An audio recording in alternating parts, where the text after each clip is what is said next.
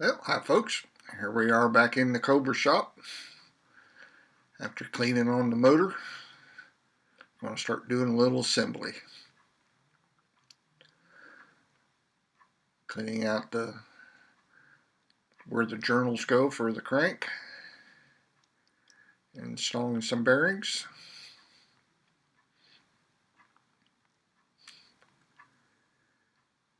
It feels good to be getting some parts going back into this thing.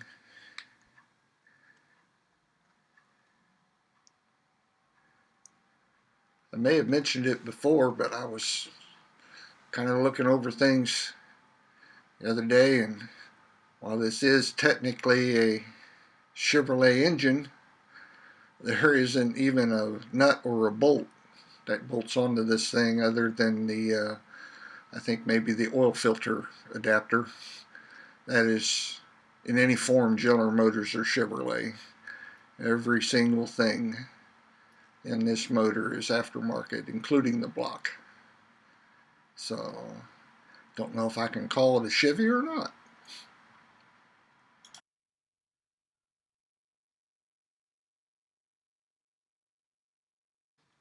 Nothing that I'm doing in this video portion is really anything special. It's pretty standard motor assembly routine. Here I'm spreading some assembly lube. It's a real thick, sticky oil that will remain on the parts, not so that by the time I get ready to start it, it won't be starting on metal to metal. Trying to keep it away from the parts of the motor I don't want it on. The stuff, it gets real stringy, leaves stuff everywhere, so I'm being kind of delicate. Grabbing the crankshaft, getting ready to sit it down. Spent about half an hour or more cleaning on it, running a wire brush through all the little oil passages so they came out clean. There was quite a bit of dark matter that came out.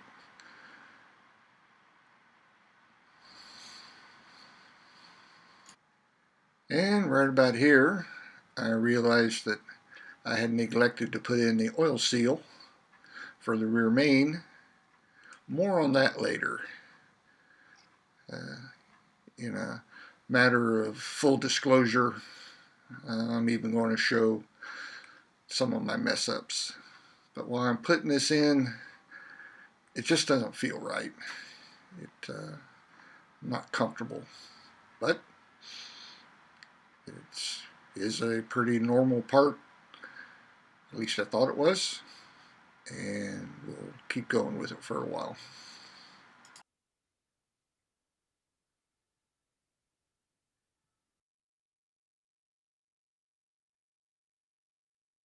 And the first generation small block Chevy is notorious for having a leak, small leak in the rear main seal area. The motor I had before this also had a small leak. Not much, just an annoying. So I'm doing every trick I can read about, know of, or thought of to do it this time and see if I can maybe build one together that don't drip. So here again, we're putting in the second half of the main seal.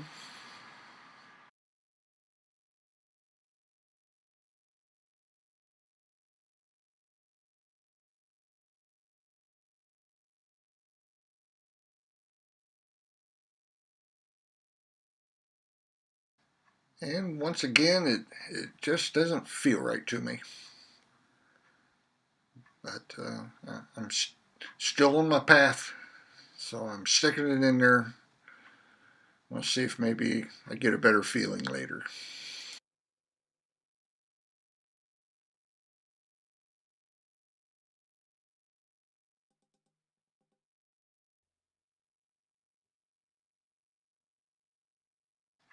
And here I've got all the rest of the main caps laid out. The engine builder says that he prefers to use 30 weight motor oil on the bolts for lubricant instead of the high lube that the people that sell the exotic bolts recommends.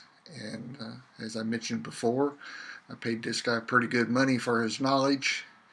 And when he bolted the motor together to do all of the machine work, this is how he did it. So this is how I'm doing it.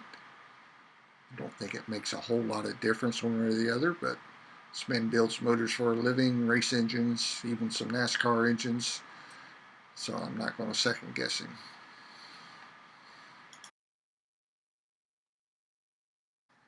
He even feels so strongly about using just a 30 weight oil that he stamped it on the bottom of the motor with the 30 weight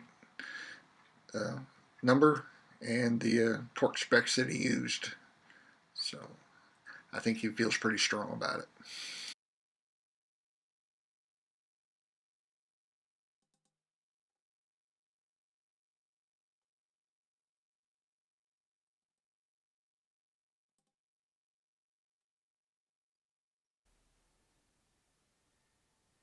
I went to Harbor Freight and got their 3H battery ratchet. Kind of check it out. It's probably less than half the price of, say, Milwaukee brand. Some of the reviews I've read seem good. It's got a good feel and it's got a fair amount of power. So far, if you're looking for a battery ratchet, this might be an option for you. Here I'm smacking the crank from end to end. This kind of helps center the thrust bearing. Now I've got the dial indicator set up, checking how much movement that it goes back and forth, and it's right at about 4 thousandths, which is well almost in the middle of the specs.